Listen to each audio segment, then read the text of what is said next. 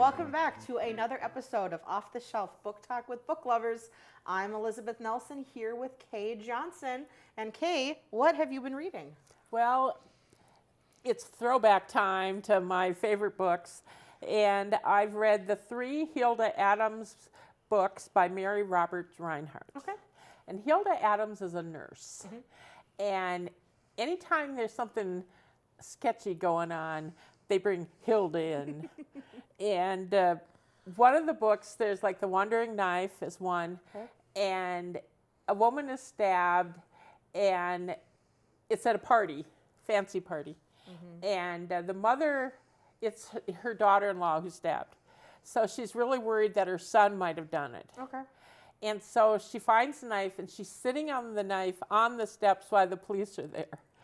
And then, you know, these people all have servants. So where do you hide something? So they can't figure out where they can hide it so nobody will find it. And so they end up putting it in the toilet. Oh, the back part of it? And of course, the police want to check, so they send a plumber in, and they find the knife, of course.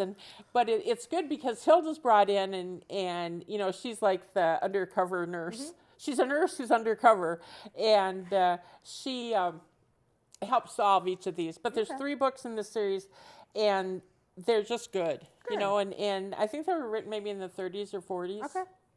And they're readily available. Okay. Paperback, hardcover, and ebooks. Sure. So Because I'm a glutton for punishment, I read a book about basically it's a family that's fallen apart, and I always like those so much on this show, and I still keep trying to read them. So I read a book called The House We Grew Up In by Lisa Jewell, and this is about the Bird family. Is their last name, and there's 4 kids, and so 4 kids: Meg, Beth, Rory, Reese, and then the dad Colin, and the mother Lorelai.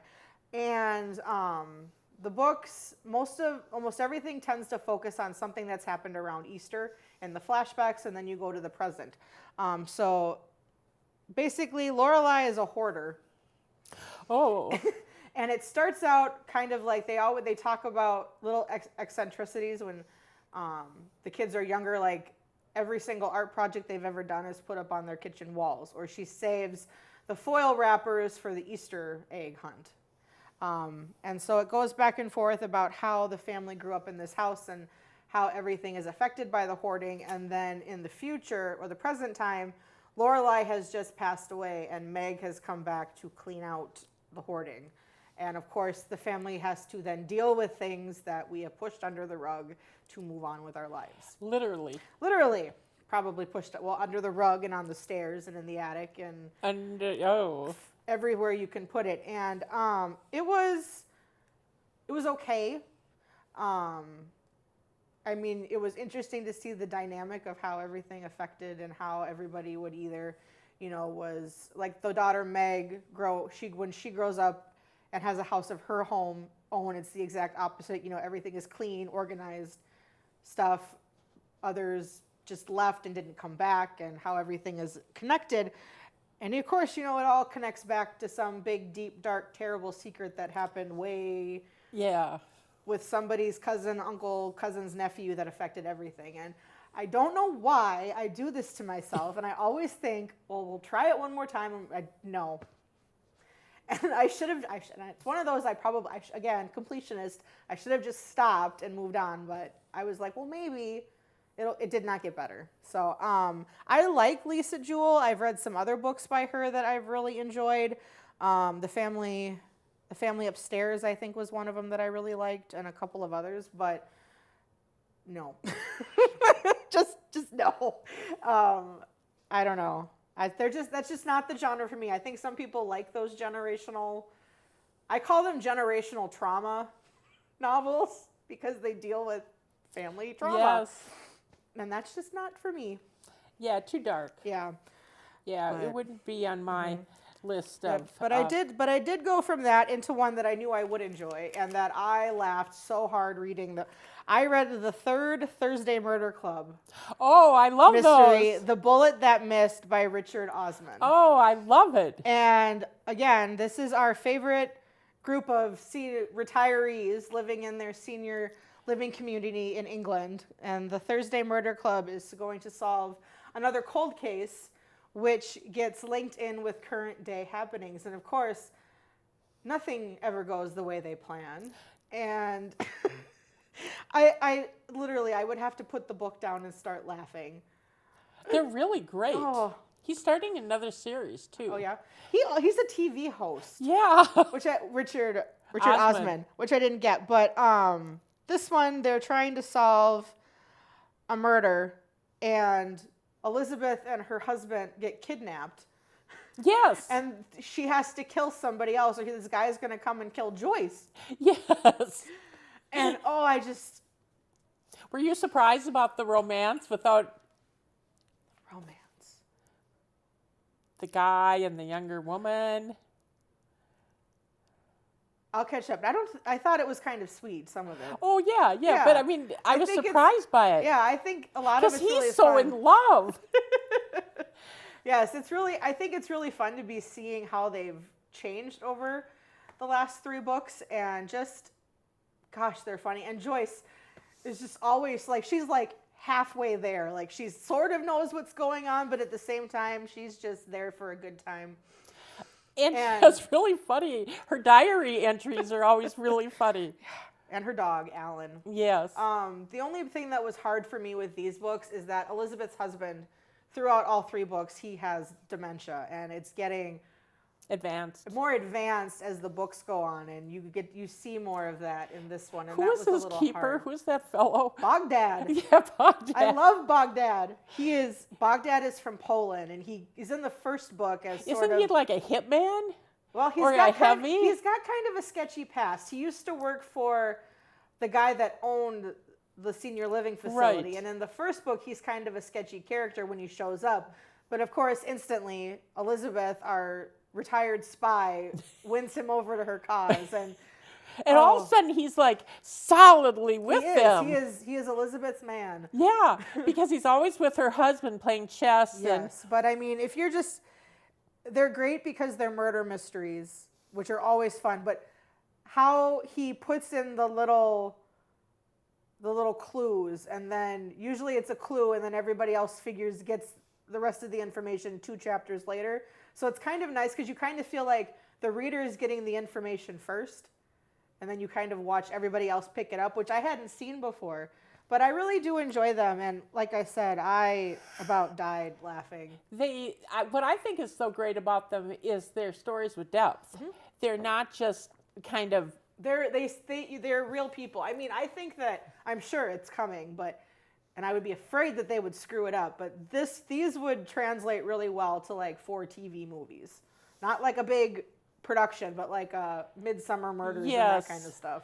well, they're really interesting characters, and how they find how they come together to do this cold case solving, Yes. and how they all bring different expertise to the Yeah. table. But I do have to say that I did not see the twist at the end coming with who did it and what had happened. Yeah. That kind of part of it, which was fun. I like when it doesn't always happen when you read a whole bunch of mysteries. So when you get a mystery novel that you're like, I didn't see that coming, it's kind of fun. There's not many that. And I mean, do not that. like Agatha Christie, who it's like, oh, there was this random person that we didn't mention their name, but they did walk through the back of the scene, and actually they did the murder. I but- hate that. I really hate that when they bring random character. Yeah, it's Number like, oh 8. no, it was Cousin Bob, who we never talked about, but he was here. Yeah. Well, back to the Thursday Murder Mm-hmm. Club. If you're looking for a good read, there's a long waiting list at the library for Yeah. Mm-hmm. both the audiobook, I think, and the ebook. So the first one is just the Thursday Murder Club is the name of the first book. The second one is called The Man Who Died Twice. Then you have The Bullet That Missed, and there's actually an untitled 4th one listed now on Goodreads, which says it's coming out this coming September. Woohoo! So fingers crossed. We love mystery books. Yeah. Well, like I said, if you're looking for a good series, that's 3 books, and they're Yes. well worth reading. They are. They're really, and they're not super long reads either. The No, and they're flow's not- really good too. And they're not super deep either, where Yeah. you like gotta really. They're nice, relaxing, You don't have to have a pie chart of how everybody connects. Or Yeah. like a spider's or a web. PhD. Yeah, this is true. No flipping. What else have you been reading, Miss Kay? Let's see. What I was in a kind of a Agatha Christie streak, and I read The Moving Finger, which is actually a Miss Marple murder, but she doesn't come in till the very end, which is sort of interesting. Interesting. It's about a guy who is a pilot, I think, during World War II, and he crashes. Okay. And so he's got a really long convalescence. And so his doctor recommends he move to the country. Okay. And so he and his sister drive around to find a nice little village. And they pick a village, and they move in, and they've got this house, and they start meeting people. And of course, there's all sorts of shenanigans going on. And the vicar's wife decides, well, we need a psychologist. We need someone who really knows people. And so he's thinking she's going to bring like some kind of science person. He doesn't realize it's Miss Marple. He keeps waiting for this person to show up. But of course, if you're a Miss Marple fan, it's clear to her. Oh yeah, exactly what happened. Yeah, because it's just like what happened to so-and-so somewhere else, Do you remember it was a movie? It's not politically correct anymore at all. Murder by Death. Yes. So that's With all the different detectives. yeah. So it's a spoof movie that all of the major Hercule Poirot. they're all parodied. Miss So instead of Miss Marple, she's something else though. Marbles? Jessica Marbles. Yes. And all these other names. Instead of Sam Spade, you have Sam Diamond. Yes. And they're all trying to find out who murdered the host. It's like Clue, but Yes. with mystery characters. And they're at the end, they're all trying to top each other with who the bad guy actually is. And it reminds me of the same thing. Well, no, you're his sister or his daughter and whatever. Well, it's good. I thought it was a good book because of the characters. Good. And I like the brother and sister. And the thing that kills me, though, about reading these vintage mysteries is, my God, everybody smokes. They have cigarettes in boxes, and they have cigarettes in cigarette cases, and they have cigarettes and and they're always eating and drinking. they drink a lot. Lots of cocktails. Lots of cocktails and smoke. Yes. They all smoke. In fact, I actually looked up because this guy, this Israeli detective I talked about in an early series, he smokes all the time. And I wondered if there was a high rate of lung cancer in Yeah. Israel. It is the #1 cause of death in Israel, Oh gosh. which is saying something because you Yeah. think it might be being blown up. Yeah.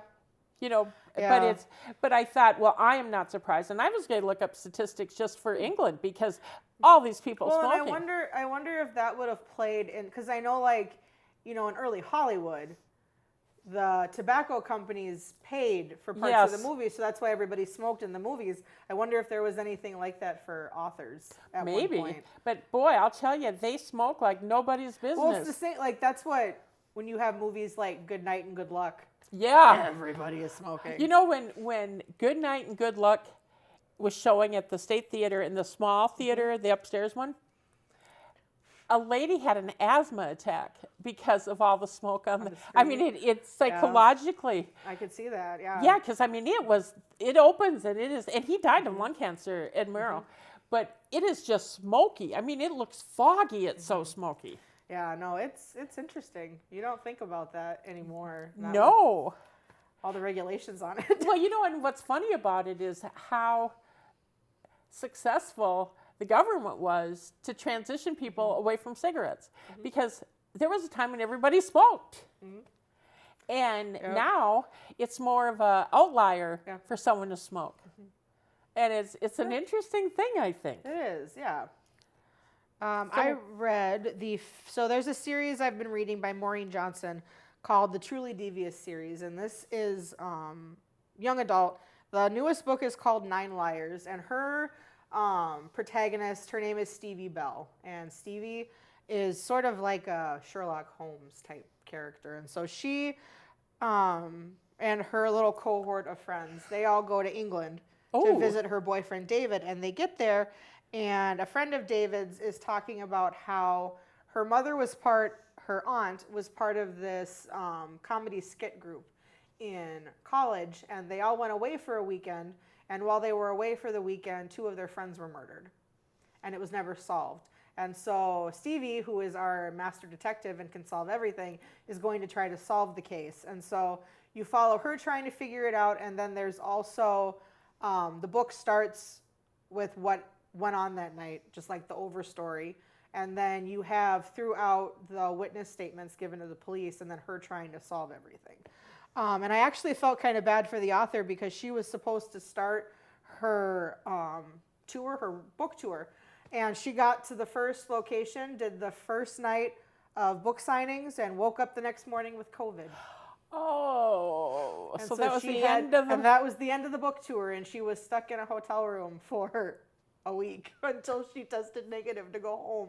But yeah, and so she was like, obviously I just wasn't supposed to do a book tour. You know, when COVID was happening, I had interviewed William Kent Kruger because the One Book, One Community was reading, I can't remember which book it was, but it was one of his. It wasn't the Cork. Was it the Ordinary Grace or Original Grace or something like that? It was the one about the Indian school. And the That's not kids, the one it's I'm like the thinking of, 30s, it's in the Okay. 30s, 1930s Yeah, it said. we'll look it up for a future episode and we'll let you know. But he was doing Zoom book talks Oh, yeah? with book groups because he couldn't do it in person, and he loved it because he didn't have to Yeah. leave his house, and he could, you know, a library would post it on Facebook, and all of a sudden there could be 400 people versus 40. Yeah. And they could be from all over the world. So he thought it was a great thing. Yeah. So I can see where if you didn't have to leave and you could get Yeah. the word out. Well, she said, you know, it was, you know, the first time, she said in her, well, she's very much be safe, you know, she's avoided crowds for the last however many years. And she said, you know, it's the one time I go out and I don't think to bring a mask. She's like, and then I got it. So, I mean, and it was really funny when she was stuck in her hotel room because she was like kind of chronologically her day with her Twitter posts. And she's like, I'm sure the guy across the street wonders why I keep wandering out onto the balcony looking around. She's like, but I can only sit in my room for so long. Yes. So, yeah, I felt kind of bad for her, but the book was really good. She writes a solid story, so it's always good. And then I read kind of so you have like your cozy mysteries and you have those. There's a new style of book that's sort of starting to pop up, and it's cozy fantasy books. Ah, okay. So I read one, and it's by Travis Baldree, Baldree, and it's called Legends and Lattes. And so this takes place in like your normal like Dungeons and Dragons type setting with a town and all the different types of beings and fairies and gnomes and all that stuff. And this book, our main character's name is Viv, and she is an orc. You know, she's green. She has some big teeth and stuff like that. But anyways, she has been fighting in like a D&D type battle group for years, and she decided she's done with that. And because she wants to be different, she is going to open the very first ever coffee shop. Okay. And so the story follows her trying to open this coffee shop, and it's all of the people that kind of come around her that she meets that are going to help her out. And so first of all, nobody has ever tasted coffee before because I don't remember if it's the gnomes or the goblins that made coffee, but didn't do it here. And so she's going to open this. So nobody knows what coffee is. And so people are coming in and trying it. And so she's coming up with names for things. And then, you know, because they have drinks, well, then they should have food. And then so then the little guy shows up who makes really good bake stuff, and he kind of comes in and starts becoming part of the group. And then you have the person, well, I don't like hot drinks. Well, we have this thing called ice that we could put in it. And so it's kind of fun as they start to do that. And then they're trying to be like, well, we make this coffee, but they have to sit here and they can't leave and take it with them. And so they're sort of coming up with like this idea of a coffee shop in a fantasy world all on their own. And so it was really, but it was nice too, because somebody said, it's a fantasy Dungeons and Dragons story that ends happy. Versus all these dead people. But versus that, part of the party getting killed, because it's a cozy story. And it's fun because it popped up on my way here. I was listening to a podcast, and there's one that just came out today, and it's by an author called S.L. Rowland. And this one is called Curses and Cocktails. Ooh. And I don't even know what he is. He's some kind of creature, and he is going to open a cocktail bar. Well, it's interesting to me when you talk about cozy, because I think it's amazing all the different genres within like mystery and within fantasy, because I think it's, people like the fantasy aspect of it, but I think sometimes the blood and the fighting and all that gets to be a little much. And it is nice to pick up a book and know, like, the characters are going to be okay at the end. Yes. Everybody's going to be happy. Which is why you come back to books like Joanna Fluke's, the cookie, I don't remember what they're called. Sugar Cookie. Yeah, the Chocolate Chip Cookie Murders with the Hannah Swenson books. Yes, the Blueberry Muffin Murder. Yeah, or the same with Lillian Jackson Braun's cat books. Something terrible is going to happen, but somebody dies, but it isn't like. But then everybody's fine. 40 pages of description. Yes. And they're not dark and really. But this one I felt followed in the Hannah Swenson thing, because it made you want coffee, or like the one guy invented cinnamon rolls and chocolate stuffed croissants, and it was like, I need baked goods right now. I know. And he also what else did he invent? I can't think of what it's called. You dunk them in, they're like hard biscotti. He invented biscotti. So he's a very, very busy little man. Yes. But it was really interesting, and it was fun to see how they worked in different aspects of the Dungeons and Dragons type realm, where it was, instead of it being like, oh, it's just this really fancy coffee machine, it was like steam powered, and you had to fill certain things, and so that was kind of cool.